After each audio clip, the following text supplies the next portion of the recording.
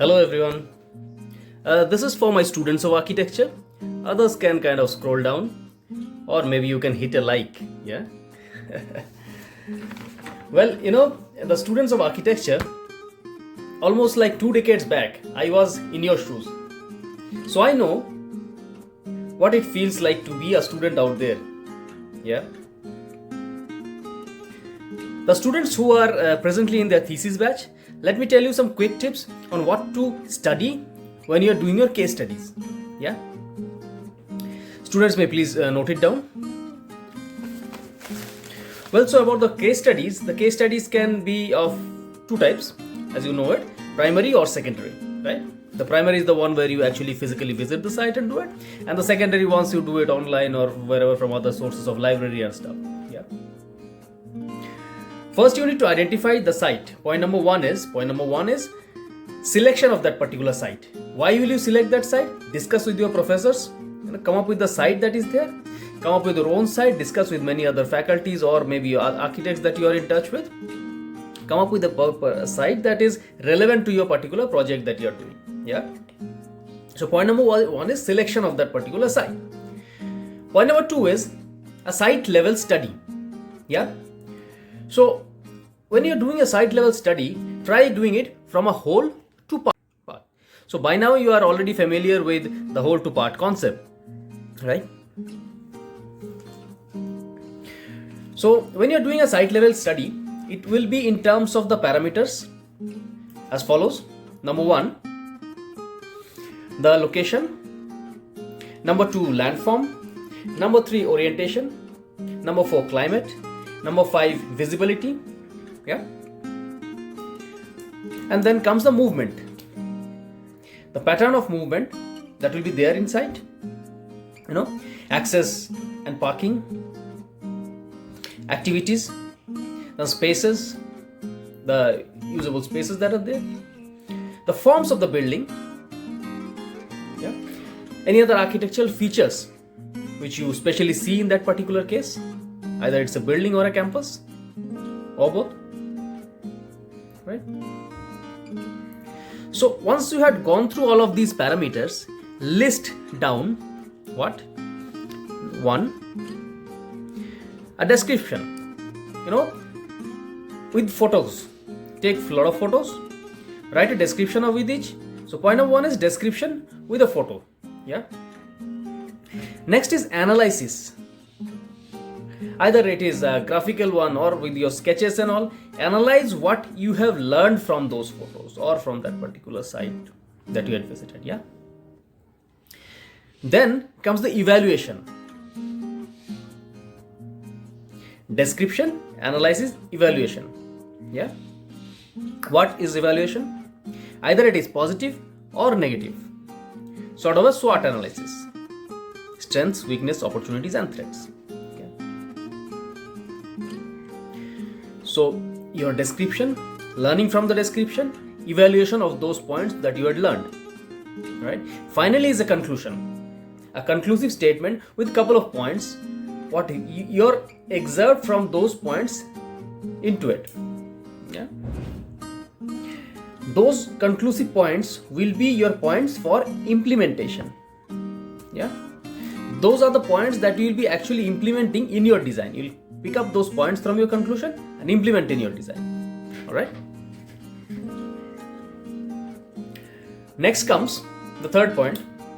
The first one was the selection of your site. Second one was the site level study that I had mentioned. Now the third point is a building level study. Right. So when you had come from a whole of the site into the part, now you're coming into the building again. When you are in the building, again from whole to part. Yeah. So building level study is from the exterior of a building coming within, right? In terms of various architectural parameters like your functions, your spaces in the buildings, yeah, the usability that you know. Again, when you're doing that building level study, the same 4 previous points: description, analysis, evaluation, conclusion. Description, analysis, evaluation, conclusion, right? Description is your taking photos, right? A lot of site photos that you have taken. Write a descriptive statement. Analysis is what you had learned from those spaces. Evaluation, what you had evaluated there, the SWOT of it, the strength of those features, the weaknesses, opportunities and threats of it.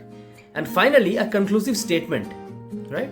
Writing about that conclusive statement, what you had learned from there and what you're going to implement. Those conclusive statements are the ones you'll directly pick them up from there and implement in your particular design in the future, right? Then this will be your point number 4, right? Point number 4 will be a comparative conclusion statement, or you can call it a comparative conclusive statement or whatever. So this basically is the 4th point. First one was the selection of your site, then came your site level study, then was your building level study, now your conclusion statement. This conclusion statement will be your both, it will be qualitative as well as quantitative, and both positive as well as negative. Yeah, and this basically is a holistic SWOT of the whole thing that you have done, right? The site level, building level, and all of it as on an overall scheme. Yeah. So this overarching conclusive statement will be both site level as well as your building level, and will be those final points which will be getting implemented in your particular design. So you have to be very cautious about which are those points that you identify from that particular site. Yeah, because you will be cross evaluated from your design and again asked like, where did you find those? Go back to your case studies, you can pinpoint those things, right? So in a nutshell, the guys who are doing your thesis batch, the thesis students, yeah, when you're doing your case studies, keep in mind these many points, right? See, what I've found out in a lot of students when they go to case studies, you think it's just a tour. It's not a tour, it's a study tour. So your case study is very important. Why? Because this case study helps us study the design philosophies that the architect had implemented in that particular design that you had visited. Yeah. So by doing so, you get a clear picture of both the pros as well as the cons of that particular design, and so that you can directly implement those features after analysis and evaluation, of course, into your particular design that you are planning to do. Yeah. One important thing that every student must remember is that you are not supposed to copy from your case study. Yeah? You are supposed to get inspired by those cases.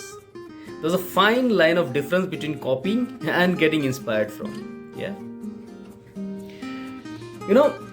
While doing this study, you cannot just adapt the elements as a blueprint of your particular design. Every design is subjective and it fits in differently with the changing region, the climate, the orientation, the user patterns, and lot many other parameters. So we should deal with the design problem with renewed vigor and a fresh vision. And an important point for the students of the thesis batch, at least do an odd number of case studies.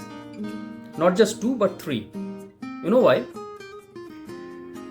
In a group, whenever there's a debate, the majority wins.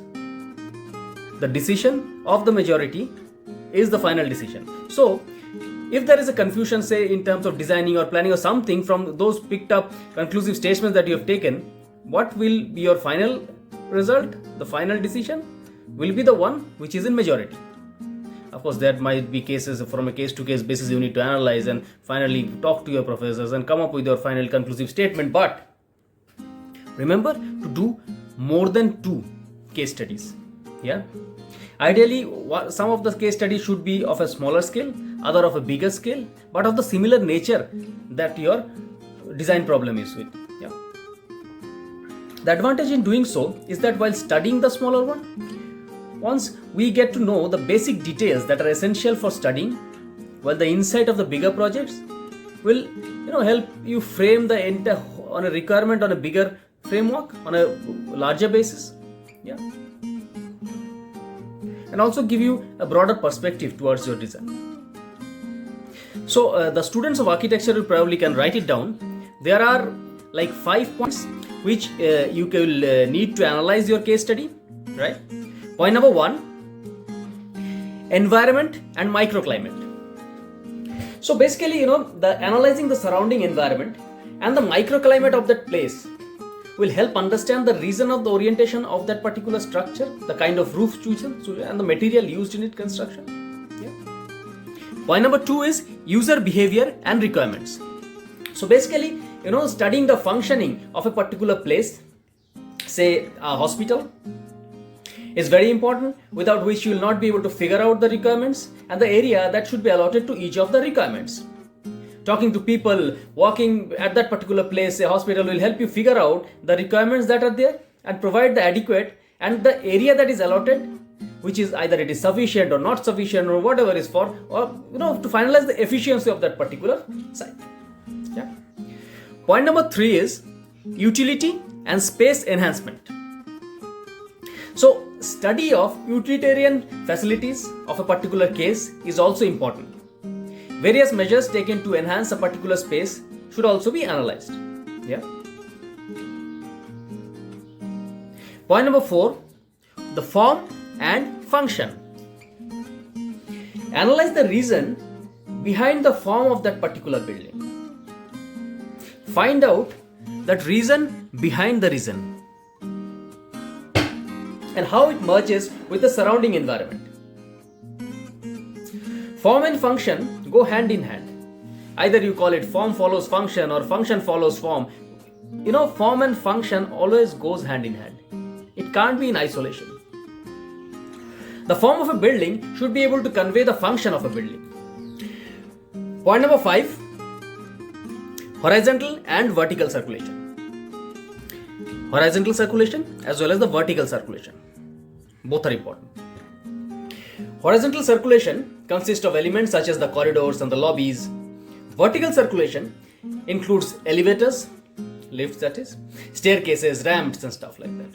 The efficiency of that place, of the placement of that particular service, either it is vertical or horizontal, should be analyzed very carefully. Since this is we are talking about an existing building, as in a case study, where exactly your staircase is located and why. Ask the why behind the reason. Why that staircase is there. What is the travel distance? Whether the travel distance is sufficient in that particular location or not. Yeah. Will you copy that same travel distance in your design? No? Let me know your thoughts. Write in your comments below. I'll get back to you.